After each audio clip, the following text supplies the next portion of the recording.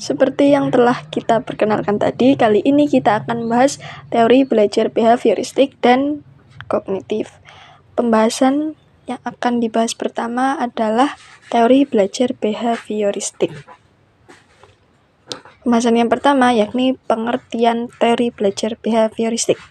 Teori belajar behavioristik adalah sebuah teori yang mempelajari dan memahami tingkah laku manusia melalui pendekatan objektif, mekanistik, dan materialistik, sehingga perubahan tingkah laku dari manusia dapat dilakukan melalui upaya pengkondisian. Teori ini mengutamakan pengamatan untuk melihat terjadi atau tidaknya perubahan dari tingkah laku yang dianggap sebagai hasil belajar setelah dilaksanakan pembelajarannya. Jadi menurut teori ini, ketika seseorang berubah tingkah lakunya, berarti diasumsikan bahwa dia telah mempelajari suatu hal sehingga perubahan tingkah lakunya terjadi. Pembahasan selanjutnya yakni mengenai tokoh-tokoh teori belajar behavioristik. Ada 3 tokoh dalam teori belajar behavioristik. Yang pertama adalah John B. Watson. Menurut Watson, belajar sebagai proses interaksi antara stimulus dan respons. Stimulus dan respon yang dimaksud harus dapat diamati dan dapat diukur. Oleh sebab itu, seseorang akan mengakui adanya perubahan-perubahan mental dalam dirinya selama proses belajar. Tingkah laku dikendalikan oleh kekuatan-kekuatan yang tidak rasional. Hal ini didasari dari hasil pengaruh lingkungan yang membentuk dan memanipulasi tingkah laku. Watson berasumsi bahwa hanya dengan cara demikianlah akan dapat diramalkan perubahan-perubahan yang terjadi setelah seseorang melakukan tindakan belajar. Lalu tokoh yang kedua ada Ivan Pavlov. Paradigma conditioning klasik atau teori pengkondisian klasik merupakan karya besar Ivan Pavlov. Teori belajar pengkondisian klasik merujuk pada sejumlah prosedur pelatihan karena satu stimulus dan rangsangan muncul untuk menggantikan stimulus lainnya dalam mengembangkan suatu respon. Stimulus itu yang menyebabkan adanya pengulangan tingkah laku dan berfungsi sebagai penguat. Lalu, tokoh teori belajar behavioristik yang ketiga adalah B.F. Skinner. Menurut Skinner, hubungan antara stimulus dan respon terjadi melalui interaksi dengan lingkungannya, yang kemudian menimbulkan perubahan tingkah laku seseorang. Menurut Skinner tadi, stimulus-stimulus yang diberikan akan saling berinteraksi, dan interaksi antar stimulus tersebut yang mempengaruhi respon yang dihasilkan. Lalu, respon yang diberikan ini memiliki konsekuensi-konsekuensi yang nantinya mempengaruhi munculnya perilaku. Oleh karena itu, dalam memahami tingkah laku seseorang, harus memahami hubungan antara stimulus yang satu dengan lainnya, serta memahami konsep yang mungkin dimunculkan dan berbagai konsekuensi yang timbul akibat respon tersebut. Selanjutnya, ada prinsip dasar teori belajar behavioristik. Teori belajar yang menekankan pada perubahan perilaku anak didik menjadi fokus utama dari penerapan teori ini. Meski begitu, dalam penerapan teori behavioristik harus mengacu pada beberapa prinsip dasar yang dipakai, yaitu yang pertama, jika seseorang sudah memperlihatkan perubahan perilaku, maka bisa disebut sudah belajar. Artinya, kegiatan belajar yang tidak membawa adanya perubahan tidak dianggap mengikuti pembelajaran dalam teori ini. Yang kedua, interaksi antara stimulus dan respon. Beberapa hal lain selain stimulus dan respon tidak dianggap penting, terlebih jika hal itu tidak bisa diamati. Adanya penguatan yang merupakan hal yang dapat memperkuatkan respon. Adanya penguatan dapat berupa penguatan positif dan negatif. Jika kedua hal itu bisa dilihat, maka bisa diketahui sampai mana penerapan teori ini berjalan. Selanjutnya ada kelebihan teori behavioristik. Yang pertama, mendukung pendidik atau guru untuk selalu bersikap teliti dan tanggap atas segala sesuatu yang terjadi di dalam proses belajar. Yang kedua, pendidik atau guru tidak dibiasakan untuk melaksanakan belajar dengan metode ceramah, sehingga peserta didik dibiasakan untuk melaksanakan pembelajaran secara mandiri. Yang kedua, teori behavioristik sangat profesional digunakan dalam pembelajaran yang membutuhkan praktik dan kerutinan yang memiliki komponen kelanjutan, serta-merta, dan stamina. Yang keempat, pendidik atau guru telah menyusun bahan ajar secara terstruktur dari susunan yang paling sederhana hingga yang lebih komplit. Yang terakhir yaitu dengan melakukan reinforcement positif atau penguatan positif berulang dan juga melakukan pelatihan yang terus-menerus dapat memaksimalkan talenta dan kepintaran peserta didik yang sudah terbentuk sebelumnya. Selanjutnya ada kekurangan dari teori behavioristik. Yang pertama, tidak setiap materi pelajaran dapat menggunakan teori behavioristik.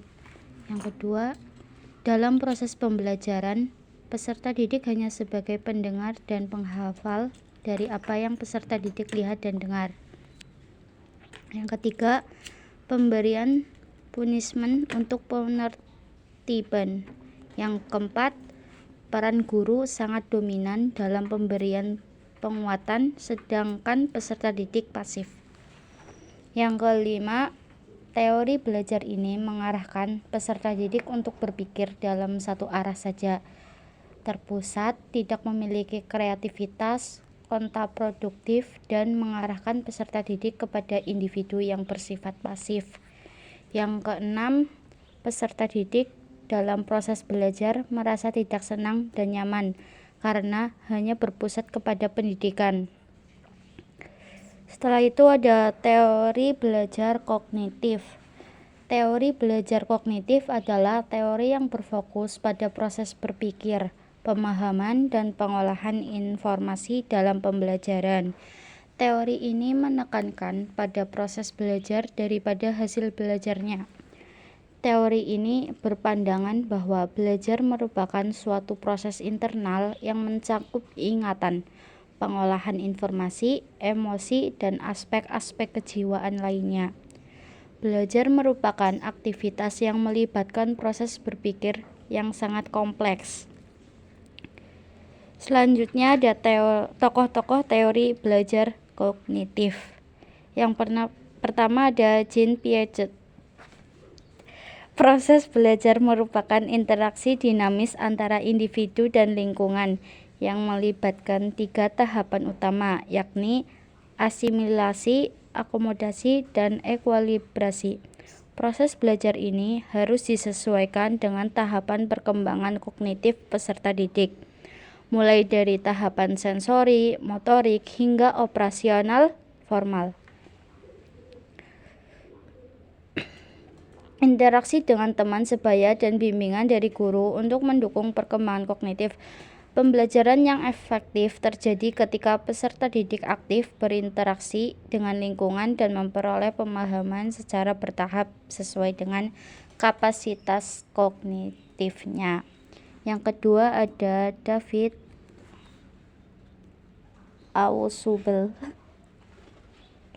Menurut Ausubel, siswa akan belajar dengan baik jika pengatur kemajuan belajar didefinisikan dan dipresentasikan dengan baik dan tepat kepada siswa.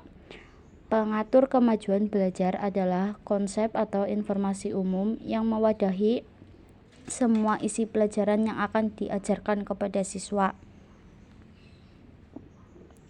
Ausubel menggunakan istilah pengatur lanjut penyajian informasi yang dipelajari peserta didik agar belajar menjadi bermakna. Selanjutnya dikatakan bahwa pengatur lanjut itu terdiri dari bahan verbal di satu pihak, sebagian lagi merupakan suatu yang sudah diketahui peserta didik di pihak lain.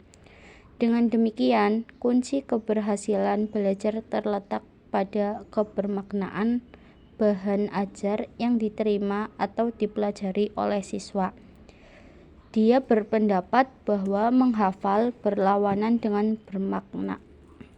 Karena belajar dengan menghafal, peserta didik tidak dapat mengaitkan informasi yang diperoleh dari pengetahuan yang telah dimilikinya. Dengan demikian, bahwa belajar itu akan lebih berhasil jika materi yang dipelajari bermakna. Kemudian, tokoh teori belajar kognitif yang ketiga ada Jerome Bruner, yaitu seorang psikologi Amerika yang terkenal karena kontribusinya dalam teori perkembangan kognitif dan psikologi pendidikan. Menurut Bruner, pembelajaran teori belajar kognitif yaitu pembelajaran yang hendaknya dapat menciptakan situasi agar siswa dapat belajar dari sendiri melalui pengalaman dan eksperimen untuk menemukan pengetahuan dan kemampuan baru yang khas baginya. Cara yang dipandang efektif untuk meningkatkan kualitas output pendidikan adalah pengembangan program-program pembelajaran yang dapat mengoptimalkan keterlibatan mental intelektual pembelajar pada setiap jenjang belajar. Kemudian, tokoh teori belajar kognitif yang ketiga ada Max Wertheimer, yaitu seorang psikolog Jerman Amerika yang dikenal sebagai salah satu pendiri teori Gestalt. Teori belajar Gestalt menekankan pentingnya pemahaman menyeluruh atau insight dalam proses pembelajaran. Menurut teori ini, belajar harus dimulai dari keseluruhan, whole configuration, sebelum menganalisis bagian-bagian. Pengamatan manusia pada awalnya bersifat global, sehingga pembelajaran sebaiknya dirancang dalam bentuk kesatuan yang utuh agar siswa dapat memahami hubungan antara bagian-bagian dalam suatu situasi atau permasalahan. Guru tidak hanya memberikan potongan-potongan materi, tetapi menyajikan keseluruhan yang dapat membantu siswa menemukan makna dan hubungan secara mandiri. Proses belajar melibatkan pengamatan, penafsiran, dan pemberian arti terhadap rangsangan yang diterima melalui indera.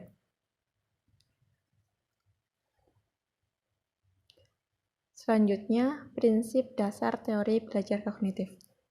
Yang pertama, ada pemecahan keseluruhan aktivitas menjadi bagian-bagian yang terpisah.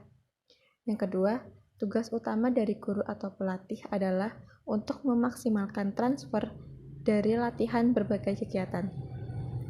Yang ketiga, penggunaan faktor insight untuk memecahkan masalah. Kemudian yang keempat, pemahaman tentang hubungan antara bagian-bagian dengan suatu keseluruhan penting bagi peragaan keterampilan yang efektif. Baik, yang selanjutnya yaitu kelebihan teori belajar kognitif. Yang pertama, menjadikan siswa lebih kreatif dan mandiri, membantu siswa memahami bahan belajar secara lebih mudah. Yang kedua, sebagian besar dalam kurikulum pendidikan negara Indonesia itu lebih menekankan pada teori kognitif yang mengutamakan pada pengembangan pengetahuan yang dimiliki pada setiap individu. Yang ketiga, pendidik hanya perlu memberikan dasar-dasar dari materi yang diajarkan untuk pengembangan dan kelanjutan diserahkan pada peserta didik. Selanjutnya yaitu ada pendidik dapat memaksimalkan ingatan yang dimiliki oleh peserta didik untuk mengingat semua materi-materi yang diberikan. Terus peserta didik lebih bisa mengkreasikan hal-hal baru yang belum ada atau menginovasi hal yang sudah ada agar menjadi lebih baik lagi. Yang terakhir ada metode kognitif ini mudah untuk diterapkan dan juga telah banyak diterapkan pada pendidikan Indonesia dalam segala tingkatan. Selain ada kelebihan yaitu ada kekurangan. Kekurangan belajar teori kognitif yaitu yang pertama, teori ini tidak menyeluruh untuk semua tingkat pendidikan. sulit untuk dipraktikkan, khususnya di tingkat lanjut. Beberapa prinsip seperti inteligensi sulit dipahami dan pemahamannya masih belum tuntas. Yang kedua yaitu menganggap semua peserta didik mempunyai kemampuan daya ingat yang sama dan tidak dibeda-bedakan. Terus yang ketiga yaitu tidak memperhatikan cara peserta didik dalam mengeksplorasi atau mengembangkan pengetahuan dengan cara yang dipilih oleh peserta didik.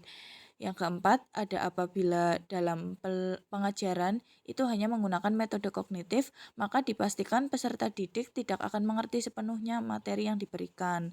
Yang terakhir, jika dalam sekolah kejuruan itu hanya menggunakan metode kognitif tanpa adanya metode pembelajaran lain, maka peserta didik akan kesulitan dalam praktek kegiatan atau materi.